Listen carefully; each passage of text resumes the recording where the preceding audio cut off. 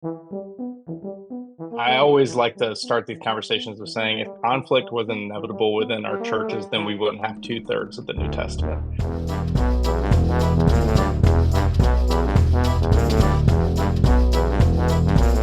You're listening to Good Faith Weekly. I'm Mitch Randall. And I'm Missy Randall. We're here each week exploring the intersection of faith and culture. We find people who stand up, speak out, and step forward for inclusion, freedom, and justice for all. It's time for Good Faith Weekly. Brought to you by Good Faith Media. Welcome to Good Faith Weekly. On this episode, Missy and I are going to catch up and take a moment and reflect upon the life and career of Catherine O'Hara. Then later on in the pod, we sat down with one of our friends, Andy Hale, who has a new book out titled Mending the Fractured Church, How to Navigate Conflict and Build Trust for Thriving Communities. It's a good pod, so stay tuned.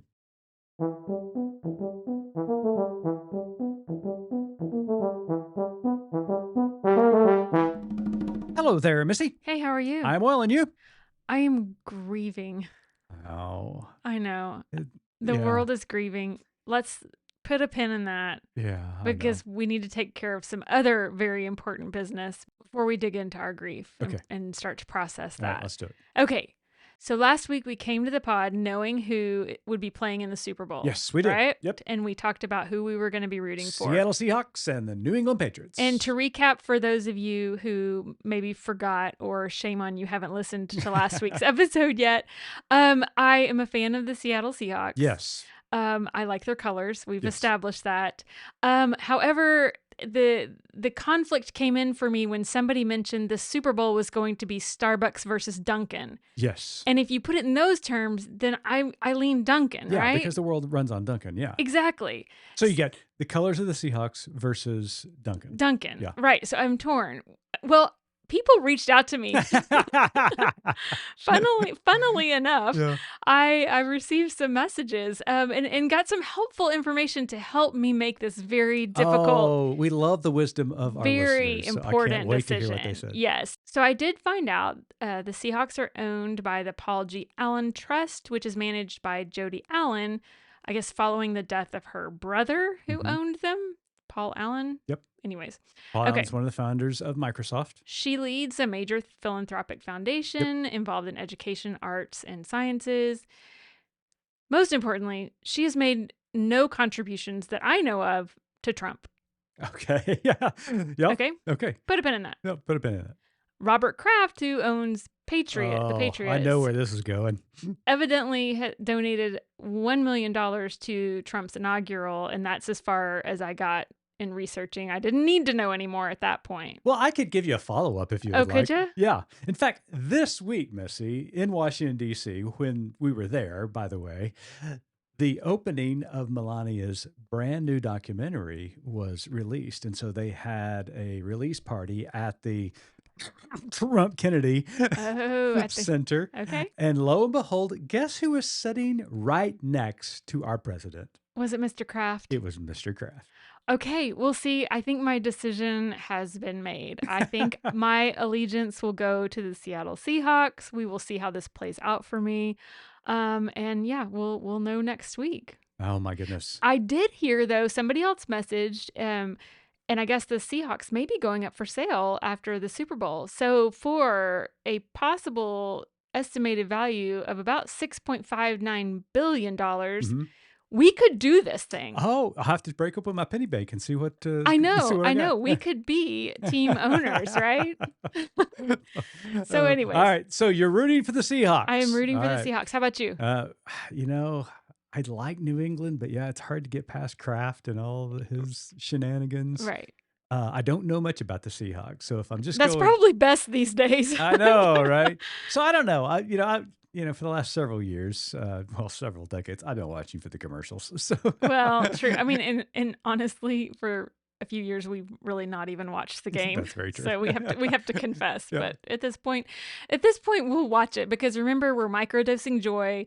That's and right. so that is something that can bring us joy. Absolutely. Hopefully, if our beloved Seahawks whom we have always supported. Yep. The Win. better news for me is that it is now February and pitchers and catchers report for spring geez. training. So Okay. go Boston Red Sox. Okay, so on to sad news. Yep. So we are grieving along with grieving. just the rest of the world, really. One of my Holy Trinity has passed. Yes. And so if you were an early listener to this podcast, you might recall that my patron saints, my Trinity of characters consist of Weezer Boudreaux from Steel Magnolias, Violet Crawley, the Dowager Countess of Grantham from Downton Abbey, and Moira Rose, played by Catherine O'Hara. And we lost Catherine O'Hara this week, and I'm going to sit here and cry. Oh my gosh. Oh my gosh. I can't believe this, but I just You physically and literally gasp when you read the news. And I was really startled. I thought, oh my gosh, what happened? I thought you got some bad news from the family, but you read the news and it hit you that way. It hit hard. Yeah. I have quotes of hers hanging in my office. I mean, her character, she played this brilliantly. And I'm a fan of her work and, the totality of it, but especially this character in this show. She embodied, I feel like, a flawed mother who's fiercely loves her children and not always in exactly the right way, but in all the ways that matter. Sure. She shows up, and her quotes, I feel like as I've been reading them this week, are so apropos to what we're going through today. Just her quote of, "I'd kill for a good coma right now."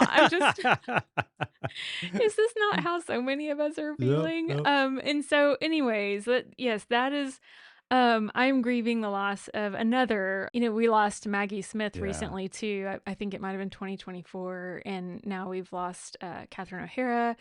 Shirley MacLaine, who played Weezer Boudreaux, is still hanging in there. So I hope my grumpy pal, spirit animal, who says, "I'm not crazy. I've just been in a very bad mood for 40 years." That's her her line that I just loved and so relate to. So anyways, we're grieving. I know most of the world, who appreciated her work as well, are grieving, and it's just very sad. And I know there are many things to be distraught about right now, and that just felt like a gut punch in the midst of all of the really heavy things. Yeah. Well, Catherine O'Hara was such a good actor. I mean, and I think that's why it felt so distraught when we got the news, is because, you believed in those characters. You invested in those characters. And so whether it was Moira Rose or, Mrs. McAllister on Home Alone, she made you feel that character and feel the scenarios and situations that she was in. And, as you grieved that news and mourned in your own way, we happened to be in DC when you got the news and traveling back here to Oklahoma. We did fly through Chicago O'Hara, and I had to go into the iconic terminal where the McAllister family ran through the airport trying to make their plane. It was very serendipitous that we had a reroute of a flight that we weren't supposed to be in Chicago, but we did go through Chicago O'Hare Airport, and we did separately on our own, I feel like, pay our own respects and walked through that terminal. And it's so sad, you guys. So so many of her characters you could relate to. Yeah. In one way or another. And so anyways. So she will be missed. She will be missed. But as you alluded to, when we got this news, we were actually in Washington, D.C. attending a Together for Democracy conference hosted by Democracy Forward, an organization that we support. We are big fans of. Big fans. Sky Perryman is a friend of ours who is doing unbelievable work in this time that we're living in to just go up against unjust and unlawful policies. Democracy Forward is winning 80% of the cases that they're filing against the Trump administration. And they're just doing remarkable work. And it's one thing to file these lawsuits, but to win is really remarkable. And they're just hitting it out of the park every chance they get. Their team is just doing amazing work. But we are so grateful to be included in this conference now for the third year in a row. And each time we walk away just with such inspiration, hearing what folks are actually doing behind the scenes. And so, my favorite panelists that we got to see. I was just giddy. You were really giddy. I mean, one of my favorites was Jordan Klepper. Yep, from The Daily Show. Jordan Yes. Klepper was there. He and Sky had a conversation, and I know you particularly like the story that he told about Michigan football as it relates. It was brilliant. So, for those of you who may not be familiar with Klepper, he is famous for attending MAGA rallies. I mean, he just goes and he engages them and he talks to them. He was even at Jan 6. And he's just a really remarkable comedian, but also just really an interesting guy to be able to do that. And so he's telling this story and he reminded the audience, and this, some of us kind of gasped when he said it, but he said, we need to be reminded that those people who consider themselves MAGA are not crazy. Now, that was a hard pill to swallow. Right. But he's got evidence, and the evidence I thought was really important to hear, because he said, while they live in this world, they have become so consumed with MAGA that that's the only thing that they live and breathe and can see. And he said, for example, I'm a Midwesterner, Klepper said, and I'm from Michigan. And growing up all my life, I've been a Michigan Wolverine football fan. Right. Went to the football games and everything. And he said, so, a couple of years ago, when the Wolverines win the national championship, their family was ecstatic and, just really cheering and celebrating this national championship.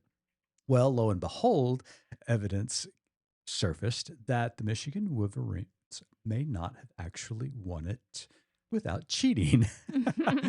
And so in their family text, Klepper recalls that as they were celebrating, the news was breaking, he said, yeah, this is great. Too bad we won it by cheating.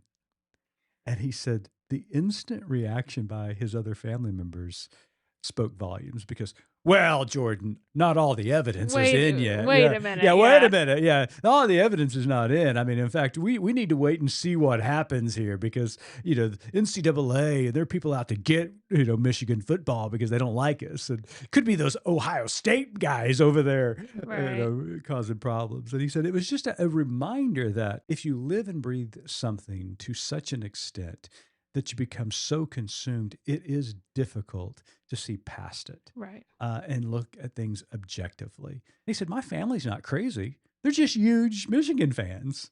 And so the outside world looks to them like they're always out to get them. And he said, it's a good reminder that, the people who attend these rallies are not crazy. They've just made this team their identity, which it's one thing to make a football team or a college your, identity as a fan. Like, that's fine. I don't get it. Yeah.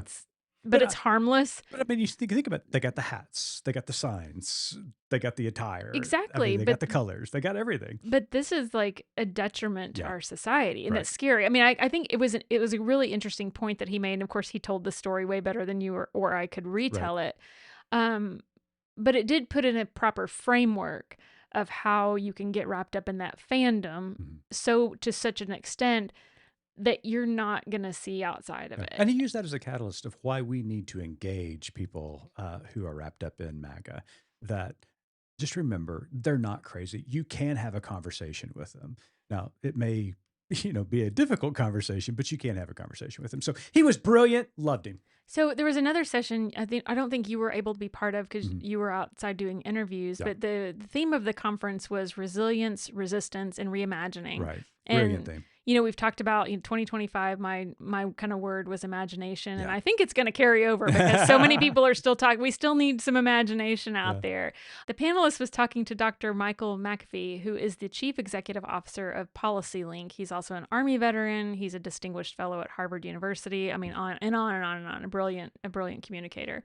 But he talked specifically about reimagining. And I've made some notes, and I'm going to read through some of this because I think it's really important, and I want our listeners to kind of be able to experience some of what we've been able to experience. But he said, and I've paraphrased a bit for clarity, but he said, charity in this moment will not bring about liberation. It is needed, absolutely, because people are hurting and struggling today. But do not conflate the intoxication of charity work with what at times is considered the unsexy work of nation building. Charity will not bring about liberation. Yeah. And I thought that was such an interesting point that it's a both and situation. Yes, we have to help people who are hurting right now, but we also have to look past that and reimagine what liberation looks like for everyone outside of that. Yeah. And he says we are in a nation building moment, and what we are appalled at is that others have a more radical imagination about what this nation should be than we do. Wow. That was such a powerful thing. Yeah. And he goes on to say, the reimagining means we must transform our laws, our regulations, our customs, our norms, and even our institutions. The folks that wrote Project 2025, they never asked me what I felt about what they said they thought about me as a human. And then he goes on to say, that's courageous leadership, because you say what you're going to do to me, you tell me what you think about me, and then you have the audacity to do it. Yeah. Yeah. And I just thought that was such a great framing. Like, listen, I mean, they're beating us at imagination at this point. And, yeah, you're absolutely right. In fact, I actually interviewed Michael McAfee. Oh, did you? After the presentation. He came out in the hallway and had a delightful conversation with him. You can see that interview on our YouTube channel. But we talked about reimagining the Constitution, and he was just brilliant in his explanation of that. In this idea of nation building, the idea that this nation is completed or was ever completed is a misnomer.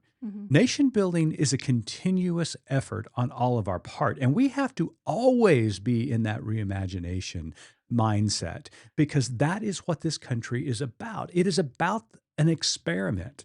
It is about trying to make a better tomorrow, or as the founder said, a more perfect union. And so when the founders created this country, they reimagined what a governance that ran as a self-governed people, or self-governance by the people. That was something brand new. It was imagination that brought that about. But they left something out. And so we had to tackle slavery, and we had to abolish slavery. Well, that was a good thing, but we had to do better. We had to do better. So then we had to get civil rights involved. And same thing with women, and same thing with LGBTQ people, Native Americans. This country is built on reimagining itself. And that is the moment we need. President Obama used to talk about the audacity of hope. Where has that gone? We need some more audacity to imagine a better future now and for the future. And that's what Dr. McAfee goes on to say. He says, I only wish we could be so bold, especially when there's not a crisis. I only wish we could be so bold to stand on our truths.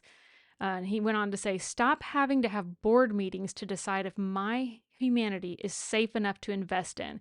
Because if that is where your institution is at, you can be mad about what you're seeing right now, but you actually have enabled this moment. I keep telling people, sit in this ass kicking that we're going to get, because with all due respect, we kind of earned it. Wow. And he says we cannot look at this moment absent of our participation in it. We must sit in this butt kicking because we're going to keep on taking it until we do something that is radically different. Love it. Yeah, I just was like, oh, ouch. Yeah, he was a prophet, man. He was preaching. He really was. It was. It's just something I've been marinating on, but I think it's important for our listeners to hear this too, because we do have to reimagine, and we do have to rethink and have boldness to go forth and say, what does liberation look like for everyone in this country? Absolutely. So it was a great conference, Missy. We want to encourage everybody to check out the work of Democracy Forward. There's probably going to be some stuff online about the conference. We had some interviews. There's some articles out there that we posted. But yeah, overall, top notch, as always, from Skye Perryman and her team at Democracy Forward. So I want to leave this topic with one quote from the woman who closed out the conference, Valerie Carr, who's the author of the Revolutionary Love Training course. And she did a great job of inspiring the room. And one thing, she's been spending a lot of time in Minneapolis lately, and she was telling stories, including one that was just heartbreaking, of a woman who was late to a meeting because she had to go pick up breast milk for a 3-month-old whose mother had been detained. Yeah. I don't know. I'm going to cry again.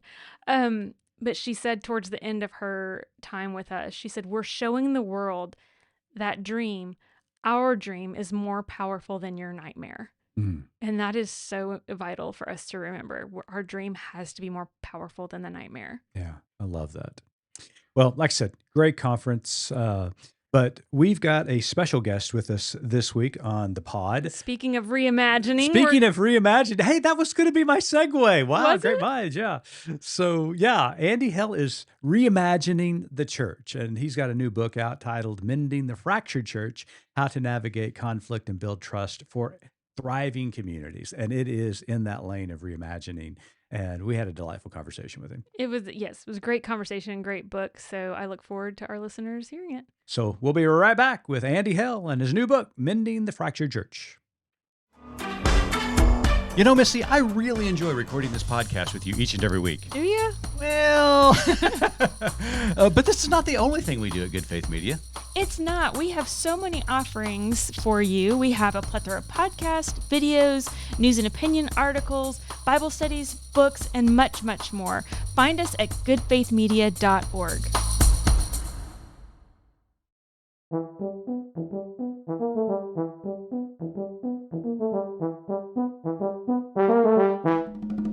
Welcome back to Good Faith Weekly. On this episode, we got a very special guest with us. Andy Hale has served in congregational life for over 25 years, holding diverse roles as a denominational leader, consultant, church starter, pastor, and coach. He earned a Doctor of Leadership in Global Perspective with a focus on organizational psychology from George Fox University. Hale is the creator and host of the award-winning CBF Podcast Conversation, along with the Clergy Confessions Podcast. He currently serves as the Associate Executive Coordinator for CBF North Carolina, where he works alongside churches navigating identity, conflict, and renewal. His latest book, Mending the Fractured Church, How to Navigate Conflict and Build Trust for Thriving Communities, is available wherever you purchase your reading material. Andy, it's been a long time. Welcome to Good Faith Weekly. Thanks for having me on. It's a joy to be with you. Andy, I don't know what you're talking about. The church is just fine. I mean, we all get along. No one's arguing. Really, since 1517, it's all been good. So I think we're done here. Wow, throwing a Reformation reference out there. Well done. Yeah, well, let's go ahead and move on to another That's topic. right. You want to talk about the He-Man trailer that came out last week, Masters of the Universe? What do you want to talk about? There you go. So, in all seriousness, you argue that the fractures the church faces today go deeper than just mere disagreements, and you talk about a breakdown of trust and belonging. How do you see those fractures playing out in congregational life? It would be easy just for us to think that this boils down to identity politics or, identity theological convictions that we have. I always like to start these conversations with saying if conflict was inevitable within our churches, then we wouldn't have 2/3 of the New Testament. And it's mind-boggling when you really read some of the stuff that like Paul and Peter and John and these guys were writing about. It's fascinating. Specifically, you look at the church in Corinth and that whole issue of a guy marrying a family member, and it gets a little dicey pretty quickly, So I think at the end of the day, humankind, while we are made in the image of God, we are made with so many complexities, and we don't understand our own complexities, let alone the people that we join in faith community in. And so, we find ourselves in a place of fracture, but we've always found ourselves in a place of fracture. But this particular moment feels like the church is at a existential crossroads. Yeah, I mean, it's really evident that there's a lot going on inside of churches. I mean, especially over the last 5 years since 2020, I mean, the pandemic, you had the Black Lives Matter movement, and then presidential politics. I mean, there seems to be a lot of things that have been bearing down upon the church. But when you write about conflict, I mean, you kind of go deep within the congregations. I mean, this is really, for lack of a better term, family members having a difficult time getting along. And so different perspectives, but it's also personal. And sometimes it can feel really personal. And so how do churches navigate those waters of personality and emotion? Well, yeah, I think at the end of the day, that's what I'm trying to do. And it's extends beyond this book. It extends really to the work that I have the privilege of doing, within our denomination, is that the people in the pews need to also be thinking about these things as well. Right. Typically, churches, when they do some sort of leadership development, they're focused on whoever is the primary governance of the church, whether deacon boards or elders or, some sort of governance. And it's this group of people that come together and they think about these things, and then they expect by, I don't know, ESP, that the rest of the congregation will get on board with this, or the pastor will preach a one-off sermon around these things, and somehow it's going to shift things. Right. And so at the end of the day, I think the important work, which I really think boils down to the work of formation within each of our lives, is to really understand what's at the root of all of this. It deals with so much about our cognitive function, our emotional impulses, some of the more basic premise of fear and change that exists within us. And I think the better we can understand these things, the more dynamic relationships we can have within the congregation, I think the healthier we'll be as individuals, and ultimately the health of our congregations will spill over into that. Yeah, you use one term in particular, reformational transition. And as I was working through the book, it reminded me a little bit of Phyllis Tickle's book, The Great Emergence. And, we lost Phyllis way too early, but you'll remember in that book, she talked about every 500 years, and we made a joke a moment ago about the Reformation, but every 500 years, the church goes through what she defined as a rummage sale.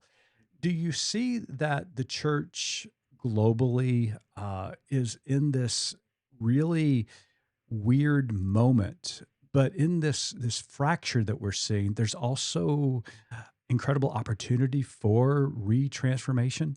Yeah, I mean, at the end of the day, and I think as we get into this conversation, it's easy to think about these things as if we're talking about the church from an antagonistic standpoint, but really what's rooted in this is I have great hope for the church.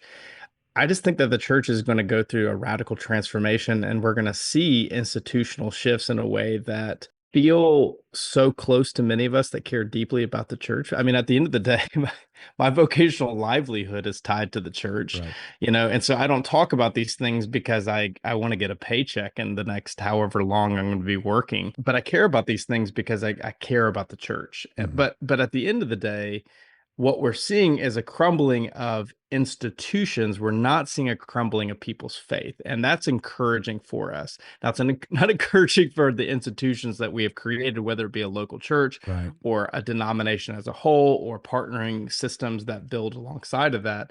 I talk about in the book, and there's been all kinds of stuff. Gallup has done stuff around this. Barn has done all kinds of stuff around this.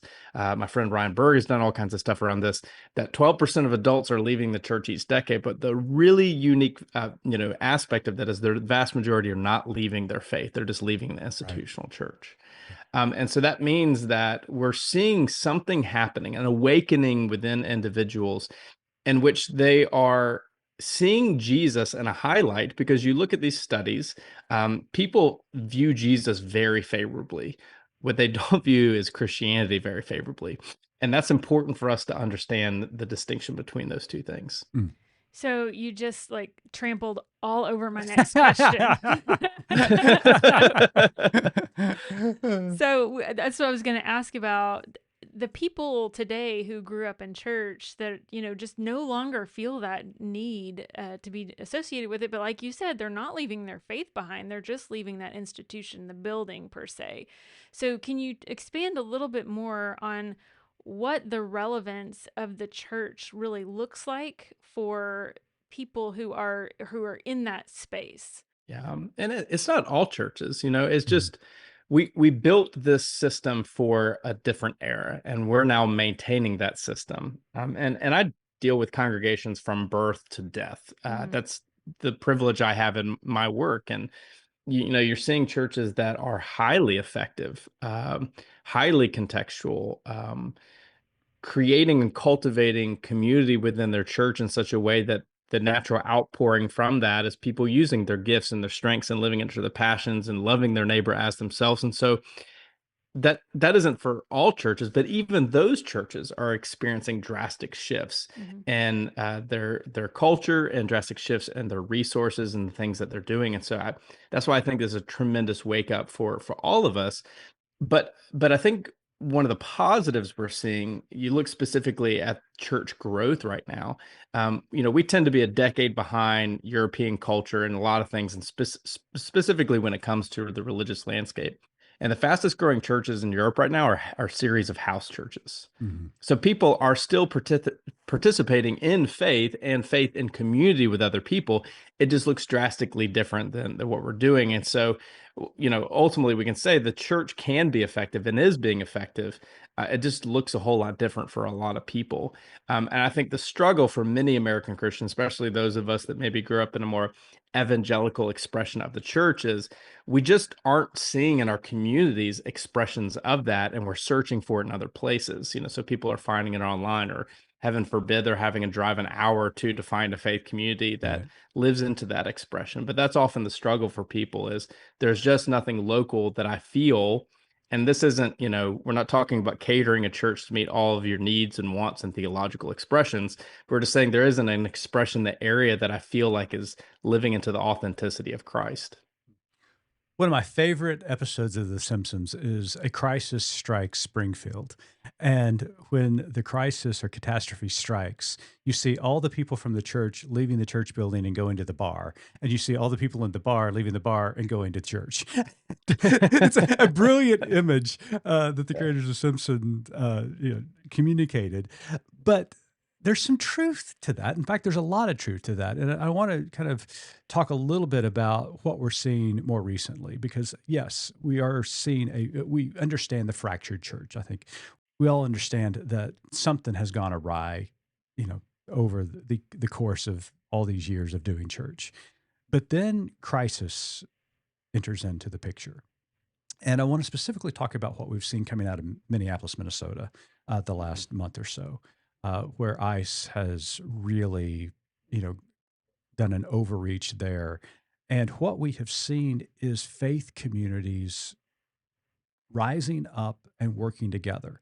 There was the march last week of clergy from all over the country, after hearing the call of local clergy there in Minneapolis to protest what was going on and to go to the streets. And then, of course, we've got contacts there within Minnesota, Travis and Lori Norvell, pastor of Jensen Memorial Baptist Church, telling us what's going on congregationally. In fact, after the murder of Freddie, that he and another church, Judson and another church, came together to worship together, just to bring healing. Tell us what you think about how important it is, because I do think the church still has relevancy, especially in moments like we're experiencing today, because all of a sudden people find themselves gravitating to church, to communities, and you even use the phrase belonging.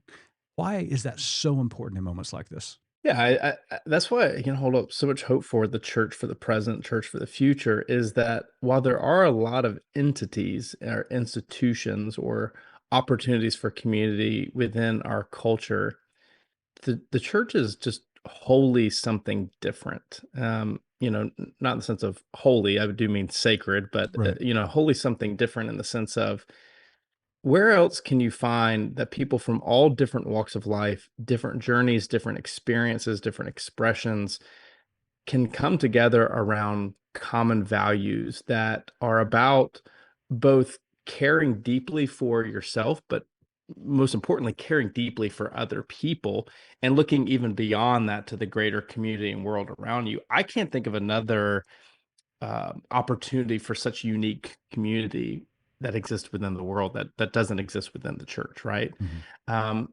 and we are seeing that people are finding unique community in different places, and I'd love to talk about how I've experienced that in my own life, in just a bit. But I think the church is so unique in that, and that when a church is truly living into its calling, that is that we could do a whole podcast series of what the Yeah. church actually exists for. Right. But I think what people are gravitating to are the churches who are genuinely trying to live out the Jesus we see in the Gospels, right? The Jesus that preached this incredible sermon in Luke 4, but mind you, his hometown tried to murder him directly after it, Right. right? Right. And which I love, was my favorite chapter in the book, that even Jesus dealt with confirmation bias, right? When it comes Yeah. to these things. And so But at the end of the day, that's what you're seeing in a lot of these church expressions, churches that are stepping out, doing their part. And that's the frustrating point of this place that we're in. It's like you feel like you either have to do everything or nothing in this current moment. But churches that are genuinely just even creating space to talk about this, to wrestle with this, to just offer a prayer and worship that's different than the routine of things, they're seeing people connect with that. And what you're seeing in those churches too is the distance that people are feeling within their soul that bumps up against what they're hearing in worship, what they're hearing the church wrestling with, and what their political ideologies want to reinforce. And I think a healthy church can create a place for people to wrestle with that dissonance, while they might not necessarily fully agree with what their church is expressing. And we'd be foolhardy to believe that churches in Minneapolis or churches all over the country who are creating these opportunities of advocacy and expression, that all of their members are on board with what they're doing, right? But I think those churches do create spaces for people to wrestle with them. And so I think that's contagious. I think Jesus was brilliant.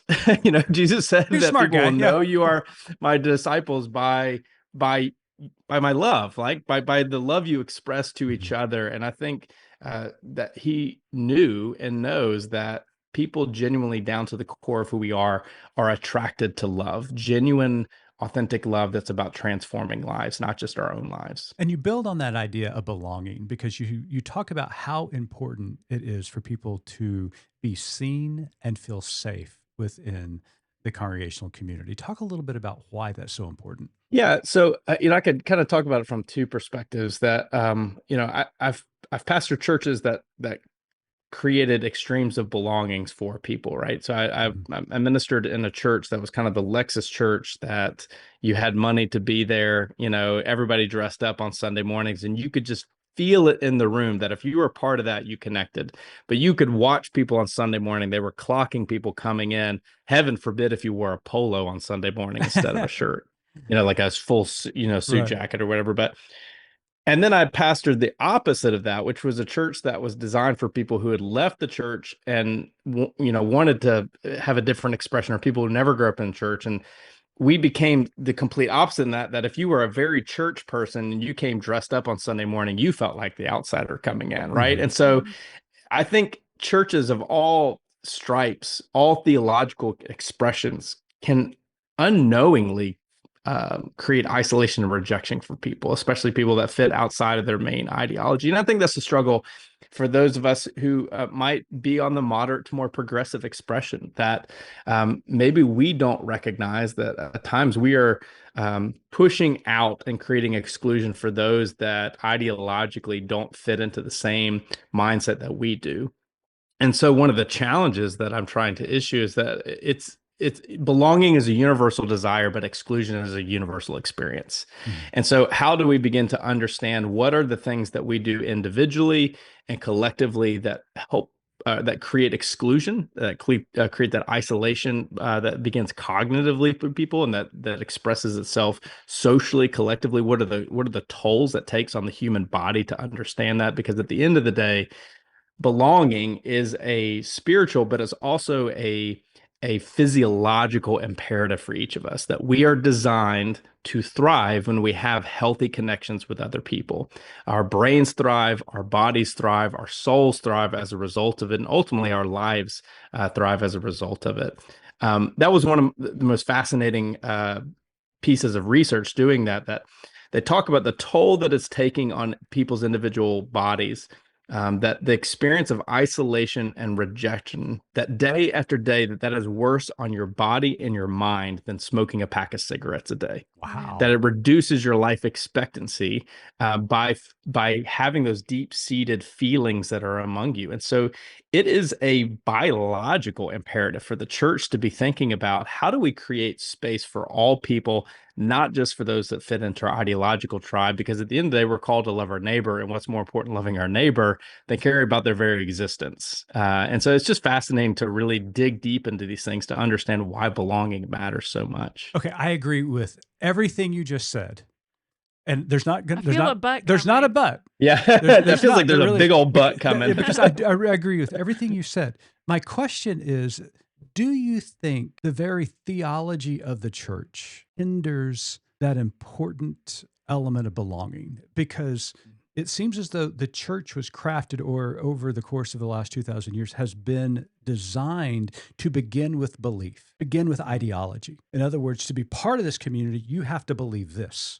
To be part of this community, you have to, for Baptist church, be baptized this particular way or believe this set of beliefs. Is there a way to reframe church that puts belonging over belief? That sounds heretical. Mm.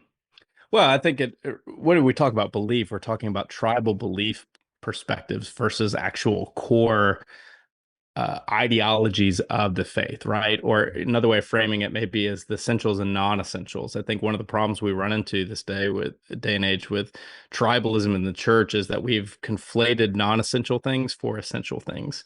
And when you really look at the core essence of what Jesus invited people into, there's very few walls that exist there that exclude individuals when it comes to belief systems. In fact, Right. 9 times out of 10, when Jesus is responding, in such a passionate way, it's to these religious, self-righteous leaders that were creating margins and were creating boundaries for people, versus Jesus eliminating those boundaries, eliminating those margins that exist there. And I think even from the beginning, the church was designed to be, I talk about this a lot in the book, it's designed to be a heterogeneous community in which people from all different expressions are coming together. Paul writes about that in Christ, there is no Greek or Jew, no slave nor free, no male or female. The idea is there not that you're getting rid of your individual identity and you have to check those things at the door in order to be part of a faith community. It's actually trying to say that because of these things, we are expressing the diversity of who Christ is, and that we come together and we can become one. If you look at early conflict within the church, it doesn't take long. Acts chapter 7, Yep. the formation, we oftentimes look at it as the formation of the idea of the deacon role. But if you look at what's really happening there, you have Hellenistic Jews who are feeling like they are being discriminated against because of their cultural and ethnic identity as a result of those who grew up in a more Palestinian-centric Jewish life. Right. So even early on, like, you have this expression of the church creates these boundaries and barriers, not the church institution, but we as individuals can't understand that our belief systems oftentimes push people away. Those belief systems are more about us than they are actually about God. Yeah. And so that's what's incredible as you read through the book of Acts. You get to Acts chapter 15, the Jerusalem Council, where they say, oh my God, like, we're not going to make people get circumcised anymore in order to fully follow Christ. Let's abolish this understanding.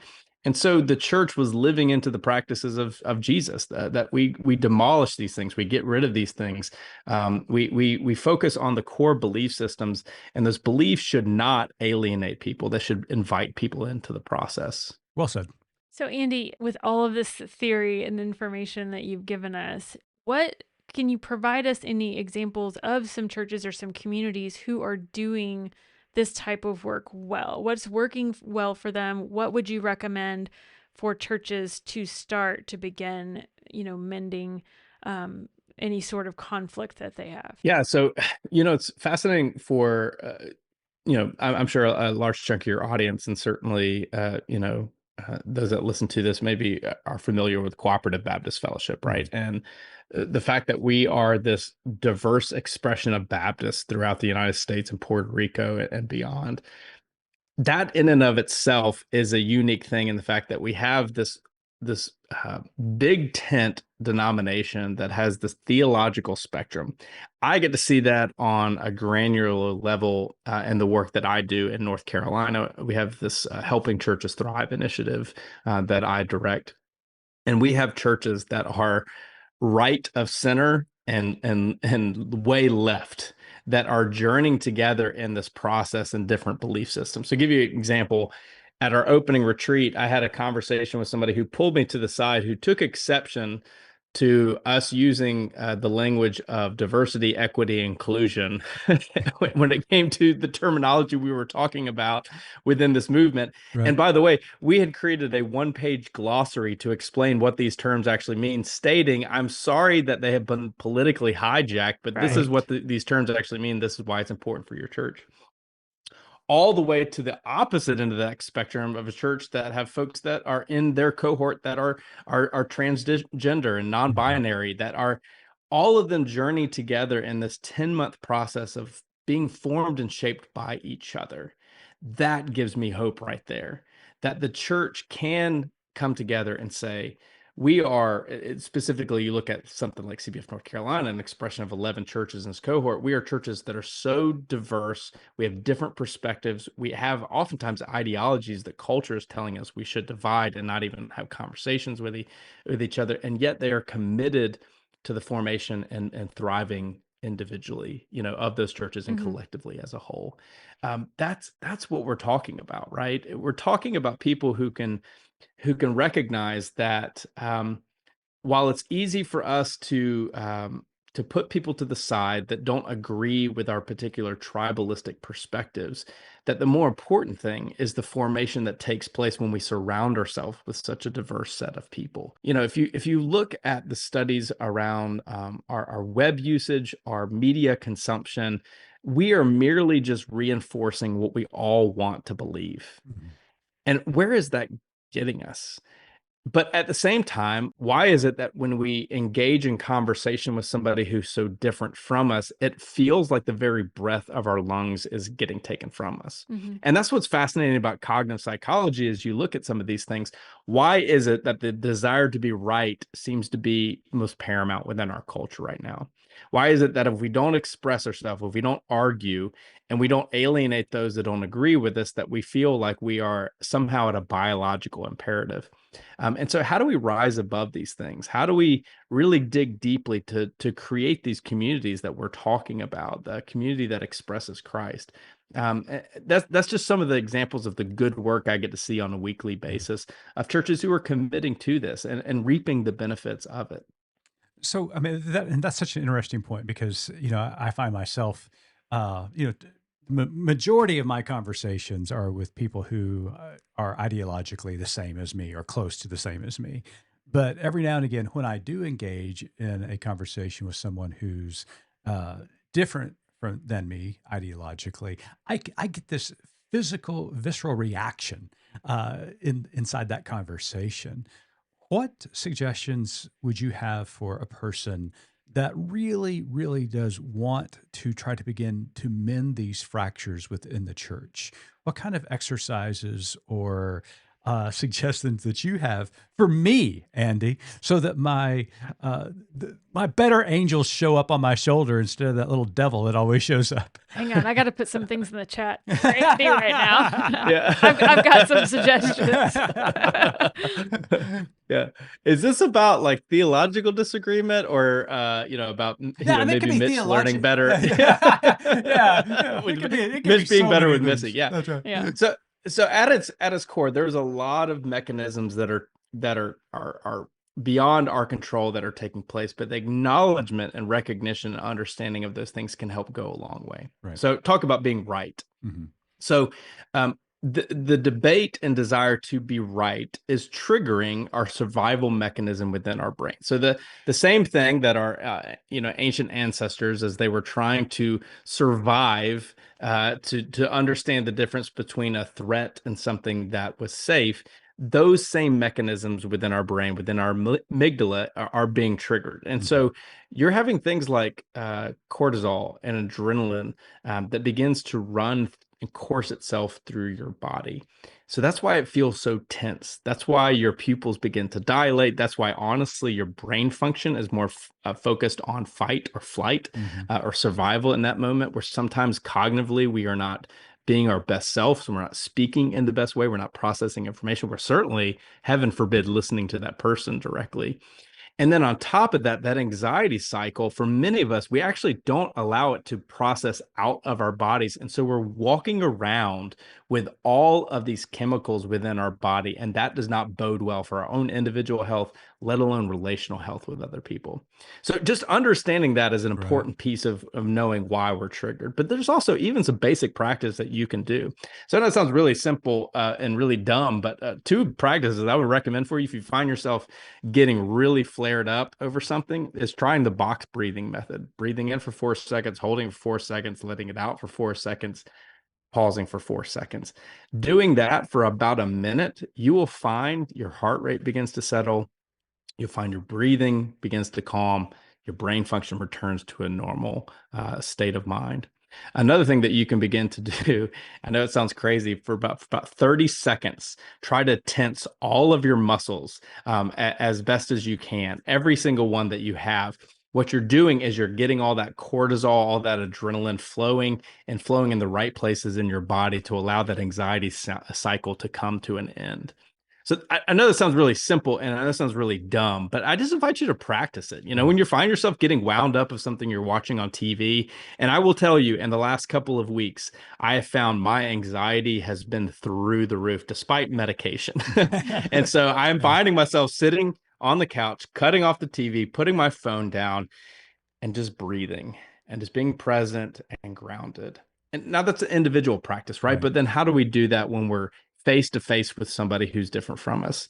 And so there's a lot of great practices you can put in place. I talk about these things in the book, talk about the challenges of communication, the challenges of our own conflict style, the challenges of perception of people's personality.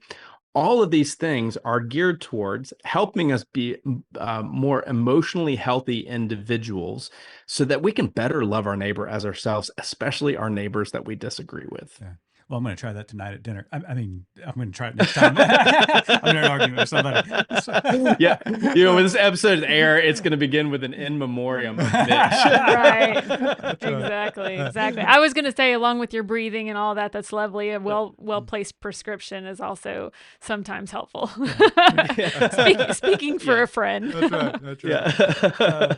Well, Andy Hale, thank you so much for joining us this week on Good Faith Weekly. The book is Mending the Fractured Church, How to Navigate Conflict and Build Trust for Thriving Communities. It is available now wherever you purchase your reading material. But Andy, before we let you go, we got one last question for you, and Missy has the honor of asking it.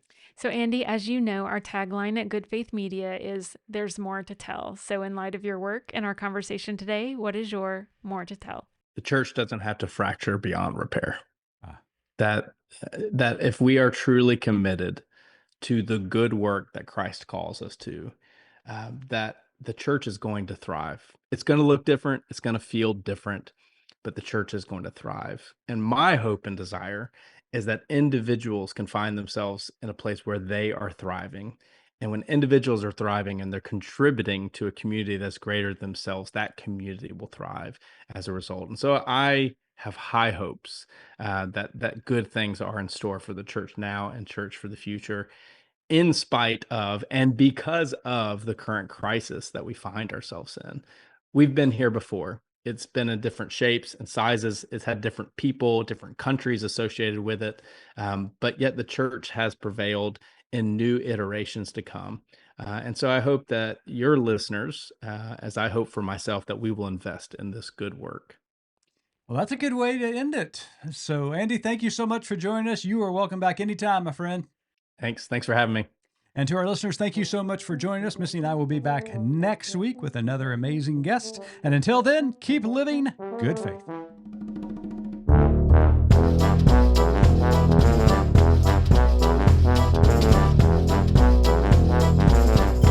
You've been listening to Good Faith Weekly, hosted by Mitch and Missy Randall.